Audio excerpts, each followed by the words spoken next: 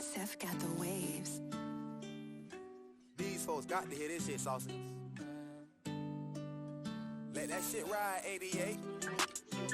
Yeah, so I believe. So, you know, again, I think like it's just a matter of a motherfucker supporting your dreams and, you know what I'm saying, like pushing the narrative along with you and not just sitting there and feeling entitled. You think what I'm saying? Absolutely.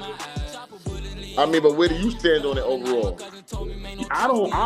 When motherfuckers start talking like they entitled and I'm supposed to do this and I'm supposed to do that, then me and you showing me that that's all it's about with you is what I can bring to the table, what I can give you. So I don't even respect that. I don't even fuck with motherfucking shit about that at all. What you mean as far as what? I'm gonna cut a motherfucker off if they start saying, "Oh, well, I don't want to work. I'm just gonna sit at home." Well, okay, you can sit at home at somebody else's house because yeah, that's the whole fact. mine. I mean, I think entitlement is a motherfucker when it's all said and done. You know what I'm saying? Like, I think that people think that they deserve, and I think we all think that we deserve something. But what type of work are you putting in behind what it is you think you deserve? Like, where you going to show up at? Like, everybody got a position play. Back to yours. Hope said it best. You know what I'm saying? Like the days of, I'm gonna honestly say this. I think the social media era got the world fucked up, man. It was a gift and a curse, honestly. What do you think? Absolutely. Because I call it the army. You know what I'm saying? Be all you could be. You know what I'm saying? Like you got a motherfucker who had 5 real friends in real life. You get online and you got 100,000 new friends and shit. You Mrs. Popularity and all that. And you know what I'm saying? If y'all like it, I love it. Exactly. I just live by a different, you know what I'm saying, standard or whatever the situation is, especially when it comes to reports, relationships, and shit like that. Because nigga like me ain't getting no younger, bro. You know what I'm saying? I'm too old for the bullshit. There's 2 things I said.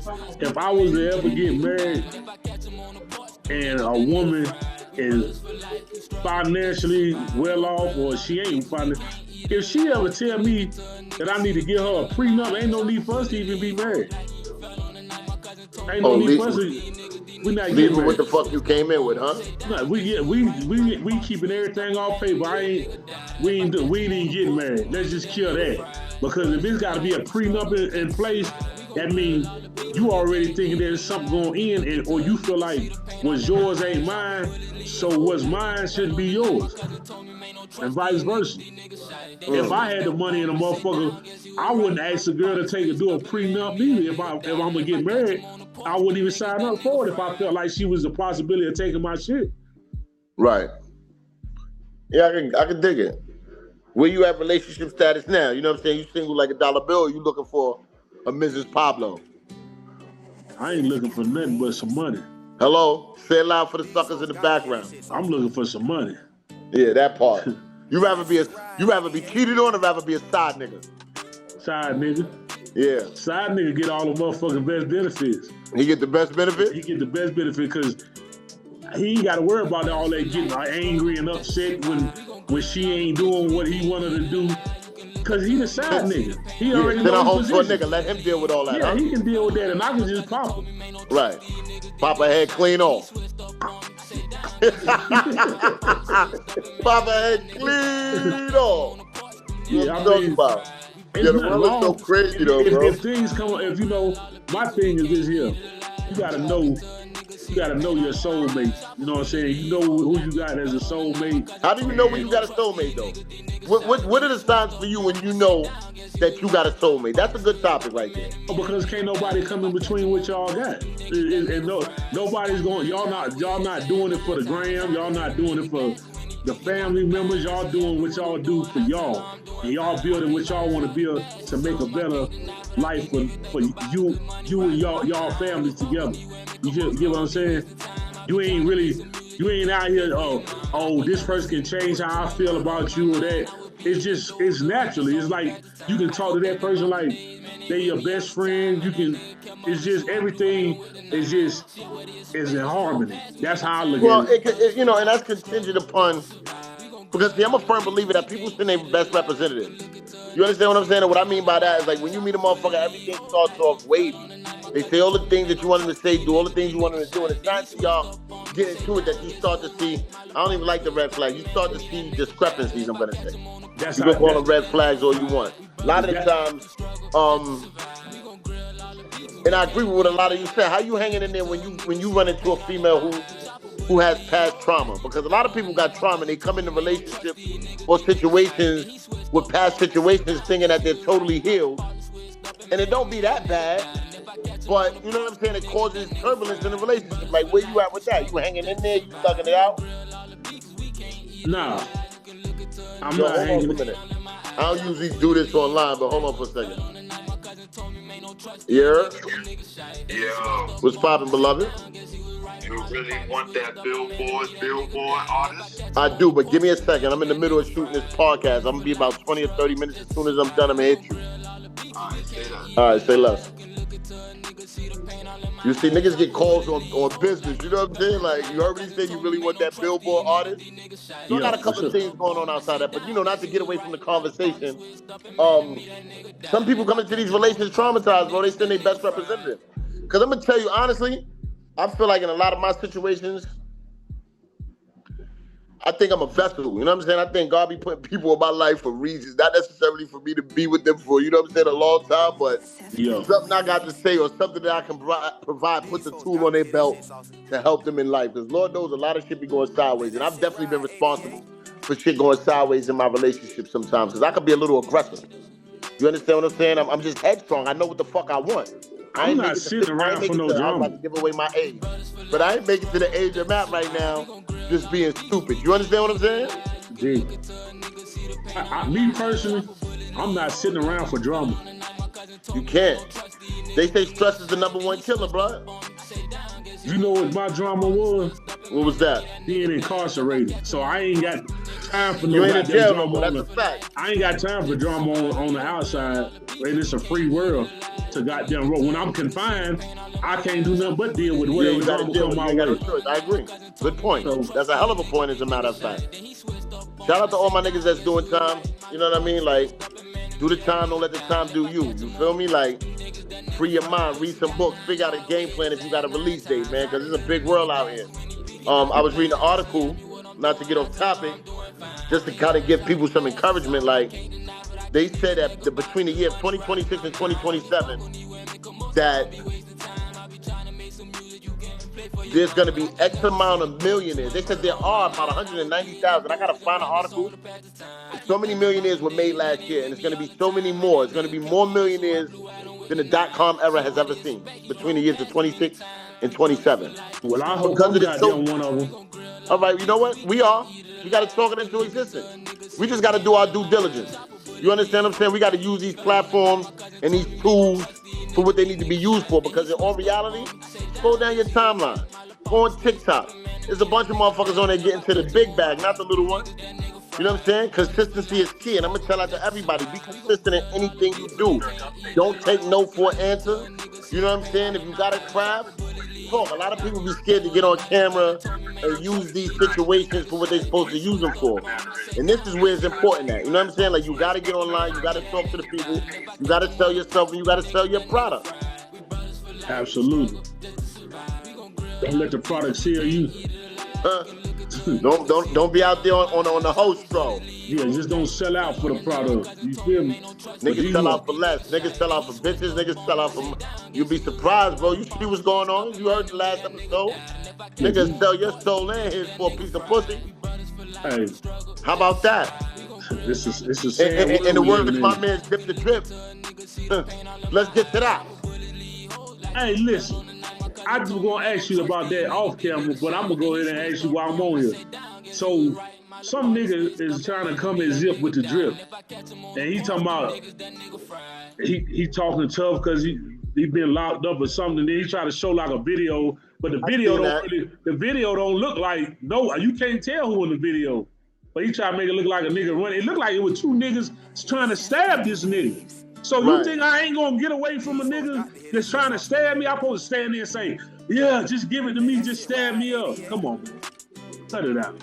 Shout out to Zip with the Drip. Me and Zip with the Drip, I'm trying to think where me and Zip with the Drip was at. I don't know if we was on an island together before he went up. Because he did like 17, 18 years.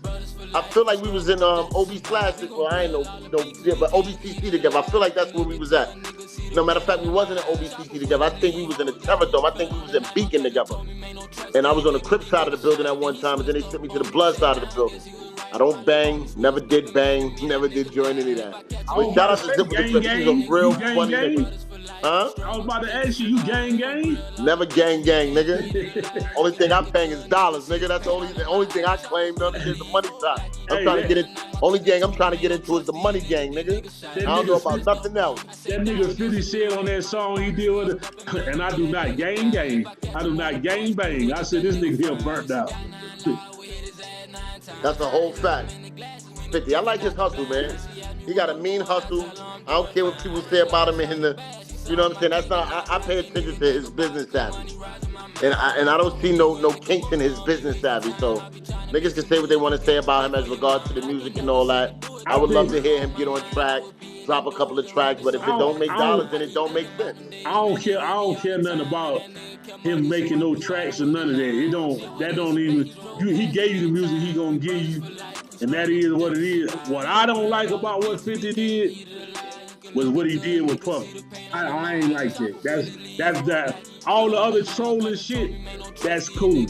But when he did that shit with Puff and did that document, I ain't like that. You kicking that man down because he putting that meat in your baby mama. That's out of line now.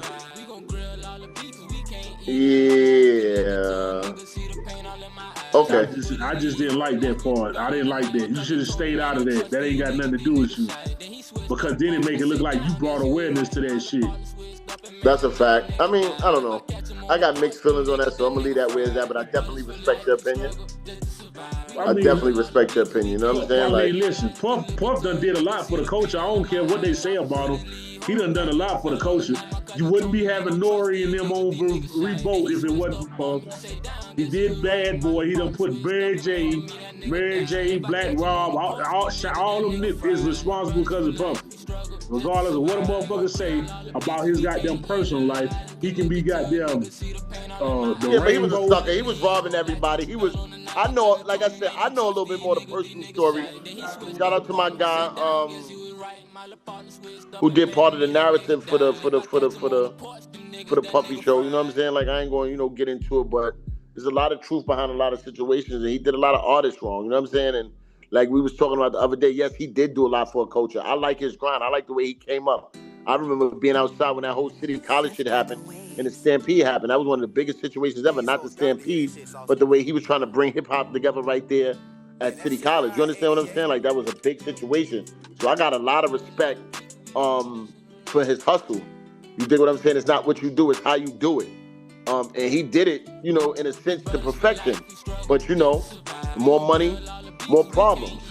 You know what I'm saying? The more money you get, you gain a little more power. You know what I'm saying? The more money you get, you're able to do things that a motherfucker that's not in your tax bracket can't do. And I think that a lot of people, it becomes too much for them at times. They overdo it. And I think that he's guilty of everything that I just said. You know what I'm saying? Okay. Whether good or bad. I'm gonna ask you this.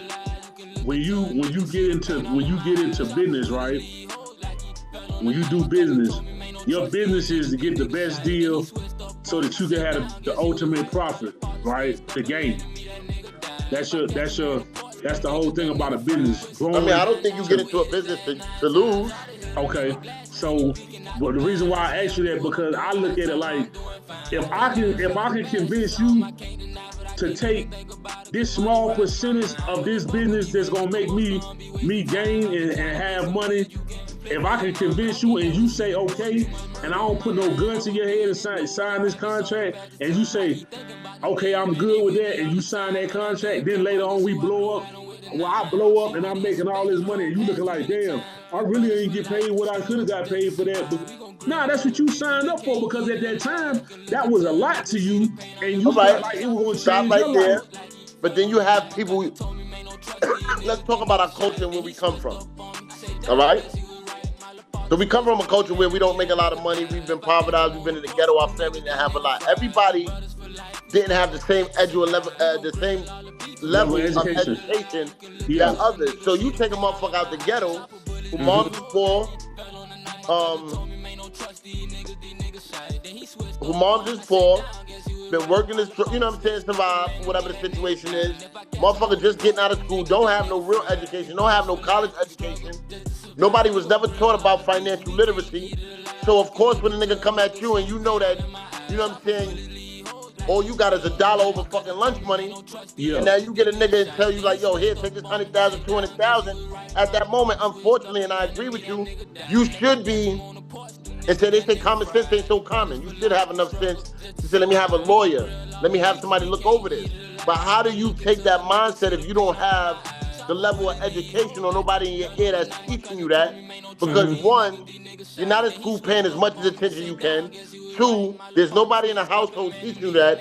Three, you outside doing whatever you're doing, trying to get a bag, trying to make your situation better. And that doesn't necessarily mean that you going to college and learning what financial literacy is. So here it is, I come and drop 100,000, 200,000 in your face.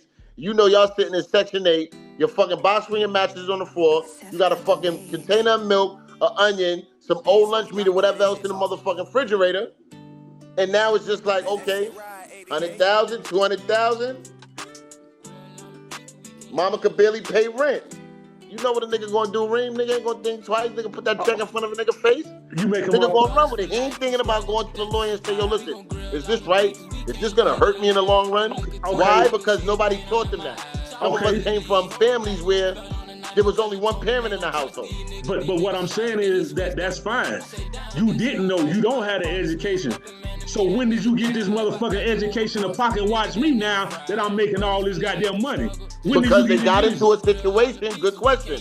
They got into a situation, they got into an industry where now you have to learn. Now you're around other people who are not gatekeeping. Now you're around other people who saying, damn, you got a 360 deal or you did this? That wasn't wise. Now you're getting around people who want to teach you because there was nobody teaching you there before. No, that's my point. Because now you getting around people and you letting people get in your ear to influence you and change how you think, because now they telling you that ain't no good deal. You should have did this. It was a good deal when you signed it, but now they telling you it ain't a good deal because they trying to benefit off of getting you out that deal and get in the deal with them so they can got them benefit off of you for helping you realize that you got fucked from the start. Yes and no. Yes and no. Explain to me then. All right, hold on. My thing is this. You do have predators like that in the industry. So, perfect example. When I went to Atlanta, I was taught about I got an inquiring mind. When I find something that I like, I start doing homework on it. If I don't know, I start doing homework on it. I found and took a liking to something called ISRC coding. Shout out to all of the artists that's in there listening. If you ever need your records coded and stuff like that, and you know, ISRC coding is basically the codes that you embed into the music that help you get paid if your business is right. Meaning if you have licensing with ASCAP, if you have licensing with BMI, so forth and so on. I'm licensed. I do a lot of that back work. I haven't done it in a while, but I can help you if you want to help yourself. Niggas ain't want to teach me about that, bro. The people that you're around the most, you understand what I'm saying? Like, people are gatekeepers. So sometimes you get around people who don't necessarily want to prey on you. Some people are just naturally like, damn, you got a fucked up deal, bro. Let me put you on a game and tell you what's what. So I'm telling you this not to take advantage of you, but now that you see the light and you've been taught some things, yeah, you definitely pocket watching now. And you're supposed to, because see, you didn't know at this point. You've been taught now. Okay, but now I help you I put you in a situation where you can be taught the right way or find the right shit, because without me, I'm the one who gave you the opportunity. I'm the one who gave you the start. I believed in you when nobody else didn't believe in you, because a lot of these artists, they be rapping for all these years, nobody hear about them. Then when they got them get that one song, that good break, now they got motherfuckers calling them from everywhere. What's up? Can I get a feature? Let's do a feature together. Now everybody want to be your friend now. What happened when nobody was trying to be your friend? Nobody wanted to put you in the game. That's like J. Cole. Before he got there met Jay-Z, nobody gave that man no opportunity. Now that he met Jay-Z, he put him in the situation he put him in. All of a sudden, now he considered, I'm gonna say top 5 just for the shape, top 10. He one of the top 10 artists in the game. now everybody want pieces from him and this and that. But y'all wasn't ready to put him on when he was goddamn. He wasn't known. Y'all wasn't ready to invest in him. Right. I get it. I mean, you know, two things can be right at the same time. Absolutely. You understand what I'm saying? And you know, I just think, you know what I'm saying? Shout out to everybody that's in the music business, man. I always tell niggas when, you know, I was doing my consultations and shit like that, like, yo, they say it's the music business, I call it the business music. Because if your business is not in order, what good is the music? Because you can make music and put it out there, you know what I'm saying? If your business ain't right, another nigga can take the opportunity to make money off of your music. I don't know if you just seen it. Teddy Riley was just saying he didn't get paid off for one of Keith Sweat albums or one of Keith Sweat biggest songs. And then he said he come to find out that Keith Sweat didn't get paid for it neither. So what does that say? That somebody's business wasn't in order. Somebody took advantage somewhere along the line because they knew by not telling them, and the fact that these two individuals said that they didn't get paid, somebody was being predatory and quiet about the situation. So years later, now these men are speaking on it. So just, you know, to everybody that's in the industry, man, like, go get a lawyer. You know what I'm saying? Stop spending money on belts. Stop spending money on stupid videos. If this is your passion and you're going to get into the business, yo, listen, get a lawyer, man. And that's where I'm going with it. But shit, we gonna goddamn end this episode right there. Y'all tell us what y'all think. Appreciate y'all for stopping through, vibing on the block. And like, comment, subscribe, and hit that notification bell. Hit that notification bell, like, comment, and subscribe. I go by the name of Joe the Connect, man. We appreciate y'all. Listen, it's $3.99 to support us, you heard? All day. You already. Holla at ya. Peace. Up and man to me, that nigga died. And if I catch him on the porch, them niggas, that nigga fried. We brothers for life, we struggle just to survive. We gon' grill all the beef, cause we can't eat it alive. You can look into a nigga, see the pain all in my eyes. Chopper bullets leave holes like he fell on the night. My cousin told me, man, don't trust these niggas shy. Then he switched up on me, I said down, guess he was right. My little partner switched up and man to me, that nigga died. And if I catch him on the porch, them niggas, that nigga fried.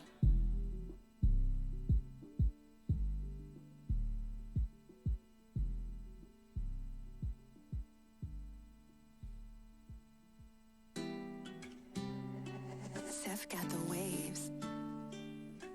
These folks got to hear this shit, Saucy. Let that shit ride, 88.